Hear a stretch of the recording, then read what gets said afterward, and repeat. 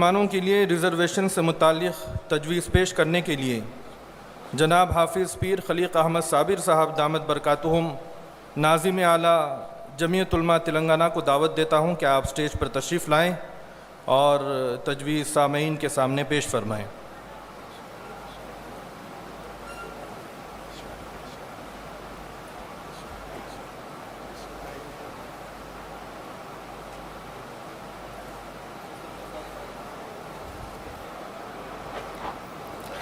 بسم اللہ الرحمن الرحیم۔ مسلمانوں کے لیے ریزرویشن سے متعلق ایک تجویز اجلاس بموقع اجلاس منتظمہ جمعیت علماء 4 اور 5 جولائی۔ اس سے پہلے یہ تجویز پیش کروں، ریزرویشن کے متعلق کچھ بات آپ حضرات کے سامنے پیش کرنا ہے کہ الحمدللہ یہ پہلی مرتبہ یا اس سے پہلے جمعیت علماء جو آواز اٹھائی ہے ریزرویشن کے لیے، اس ملک میں سب سے پہلی تنظیم ہے، اور آواز اٹھانے والے حضرت فدائے ملت مولانا سید اسد مدنی صاحب دامت برکاتہم رحمۃ اللہ علیہ تھے، جو سب سے پہلے انہوں نے اس ملک میں آواز اٹھائی۔ اس وقت آواز اٹھائی ریزرویشن کی کہ جب اس ملک میں کوئی بھی ریزرویشن کا نام لینے سے ڈرتا تھا، مسلم ریزرویشن کا نام لینے سے خوف کھاتا تھا، ایسے موقع پر حضرت نے پارلیمنٹ میں سب سے پہلے آواز اٹھائی۔ اس کے بعد حضرت کی مسلسل جدوجہد، حضرت فدائے ملت رحمۃ اللہ علیہ کی مسلسل جدوجہد، جانشین فدایت حضرت مولانا سید محمود اسد مدنی صاحب کی نگرانی میں،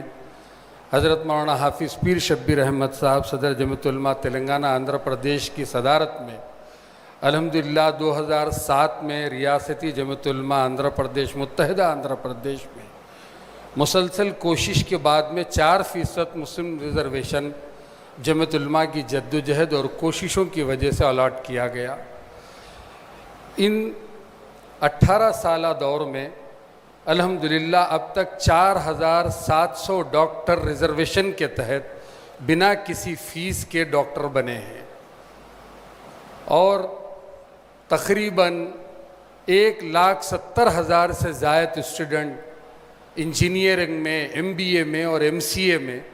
کئی کورسز میں 1,70,000 سے زائد ان 18 سالہ دور میں یہ جمعیت علماء کی جدوجہد اور اکابرین کی محنتوں کا نتیجہ ہے الحمدللہ یہ ریزرویشن حاصل ہوا۔ اور اس وقت سے اب تک جمعیت علماء کورٹ میں کیس لڑ رہی ہے اس سلسلے میں، اور جمعیت علماء ہند خود اس میں فریق ہے۔ سپریم کورٹ میں الحمدللہ کئی سال سے جمعیت علماء اس کا کیس لڑ رہی ہے، لاکھوں روپے اس کے اوپر خرچ ہوئے ہیں۔ یہ جو تجویز ہے اس تجویز کو میں آپ کے سامنے پڑھ کے سناتا ہوں۔ ریزرویشن کا ہدف سوسائٹی کے مخصوص طبقے کو مختلف وجوہات کے بنا پر معاشی تعلیمی میدانوں میں بچھڑے گئے ہیں خصوصی مراعات دے کر سوسائٹی کے دوسرے طبقات کے ساتھ برابری کا درجہ دلاتا ہے۔ ریزرویشن نہ تو مذہب کی بنیاد پر جیا جانا چاہیے، نہ ہی مذہب کی بنیاد پر روکنا چاہیے۔ آئین کے آرٹیکل 16(4) کے تحت ایسے پسماندہ طبقے کے لیے ریزرویشن فراہم کرنے کی ہدایت دیتا ہے جو مناسب نمائندگی سے محروم ہیں۔ اس سلسلے میں مذہب کو بنیاد بنا کر کسی کو روکنا ہرگز ملک کے مفاد میں نہیں ہے۔ ہندوستان کے مختلف ریاستوں میں مسلمانوں کے لیے مخصوص ریزرویشن ہندوستانی آئین کے فریم ورک کے اندر مثبت کارروائی کے ذریعے سماجی و اقتصادی فرق کو دور کرنے کے مقصد سے دیا گیا ہے۔ یہ سمجھنا ضروری ہے کہ ریزرویشن مذہبی شناخت کے بجائے مخصوص برادریوں میں پسماندگی کی